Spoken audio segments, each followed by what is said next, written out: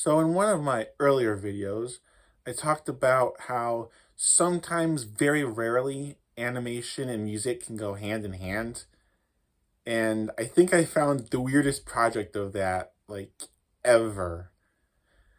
So I just recently listened to this album that's based off an old Scooby-Doo episode, of all things. And I'm like, okay, what is this? Because,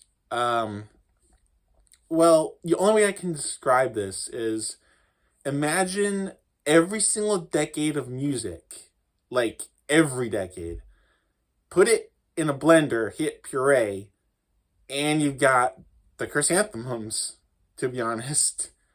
Yeah, that's the name of the band.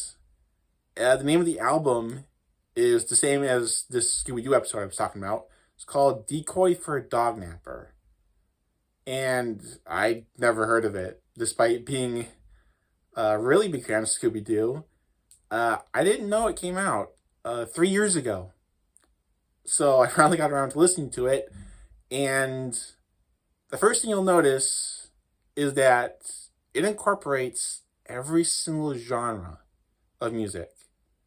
Like, I mean, maybe not everything under the sun, but I heard everything from big band to ska to auto tune, which is the last song. I heard a little bit of marching band music, a lot of electronica, even a country riff, and this weird reggae song with French vocals. I don't know how to explain it. It's just the weirdest album you will ever hear. And not just because the genre shifts, because they actually incorporate it into their own sound pretty uniquely. Very seamless. But one of the biggest catches about this album is it's just funny. Their sense of humor. They'll take little details from the show and just blow them up to comedic proportions. Like, there's this one track, it's about a minor character who had one line in the episode, and it's from his point of view, and is just wacky. And another one is just harping on the fact that, like, maybe a couple of times there was this incident where Scooby-Doo would wind up wearing Velma's glasses, and they made a song about that from Velma's point of view. Oh, and throughout the entire album, it's made very clear that everyone is super cynical of each other. Like, this is a very, very cynical kind of album. And it's just weird. I don't know what to say. Everybody, every character, every member of the Scooby Gang hates each other for some reason or another. And I don't get it. I mean, I kind of get it. It feels like the band is harping on the mystery gang for just random weird reasons. But it does show that they actually pay attention to the little details that make the show what it is. So they are kind of fans, but they're just making fun. I mean, from most parts, it sounds like they actually hate the show, but I can kind of hear that, but I also hear it's a very genuine representation. It even mocks some of the stereotypes that the show gave. Like, there's this one song about Velma and Daphne being lesbians. You know, that old rumor? Yeah, that stuck around into this decade, believe it or not. And, yeah, it's in there.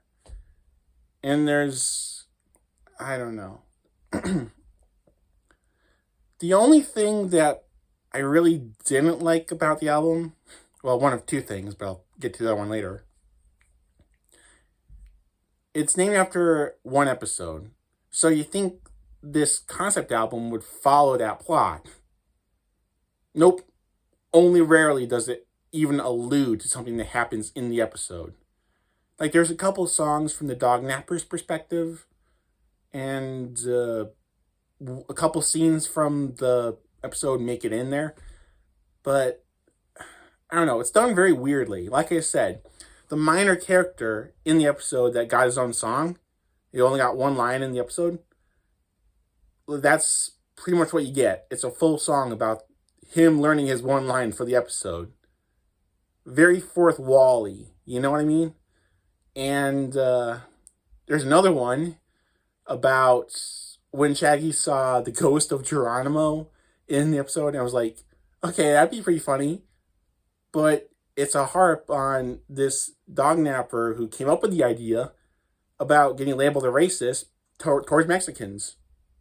And I'm like, okay, that is very odd way to take it. I mean, I guess it needs to be said, but okay, then that is a very weird way to take that kind of concept. I wasn't expecting it, but you know what? I thought it worked.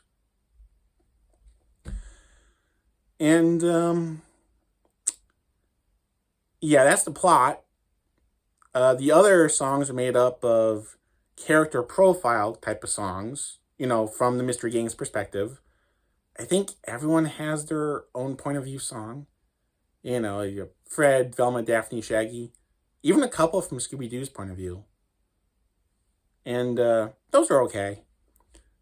And then there's other songs that have nothing to do with anything. Like I said, the little details, they kind of get stretched out into like massive, what the hell am I doing here type of songs. I'm not kidding here. There's one that's literally just about bat poop. And that's when I kind of lost it. And that's also when I figured out that they're a comedy band. Like, I don't know if that's what they were going for, but yeah, they're very big on the comedy. Like, even more so than Flight of the Conchords. Or, heck, even Weird Al. I mean, no one can top the King, but it was a very funny album.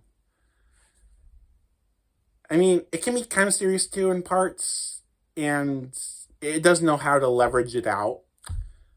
But yeah, their humor can't be topped. And like I said, you get every single genre of music in this album. You hear every kind of instrument. I heard like harmonicas, brass instruments. I heard, I think this synth that almost sounds like a theremin.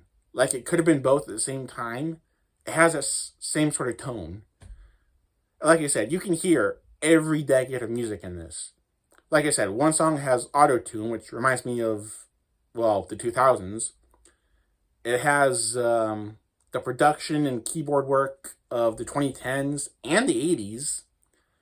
And just, I don't know, some guitar tones go back to the 60s. And like I said, you hear a big band once in a while. So, yeah, all of that. And the attitude of the 90s to boot. Very experimental, but I just love the way it incorporates a little bit of everything. Like, if you're into any kind of music, I guarantee you'll find something to like about this album. If you don't like Scooby-Doo, well, you'll be very confused.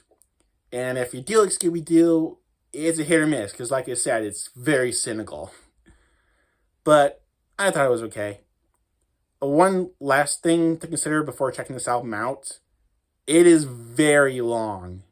Like, very long. Most of the songs are about, regular length, like 2 to 4.5 minutes.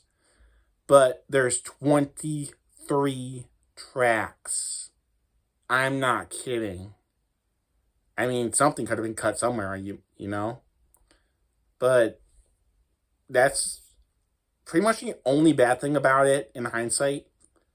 So, I don't know, if you have spare time and you're very patient about these kinds of experimental albums, I say check it out. It's very weird and it's very worth hearing. Okay, well, that's all for this time. Hopefully, I'll try to find more albums like this to share with you guys, but it very rarely happens to me that I come across this stuff. But yeah, worth hearing. Check it out. See you next time.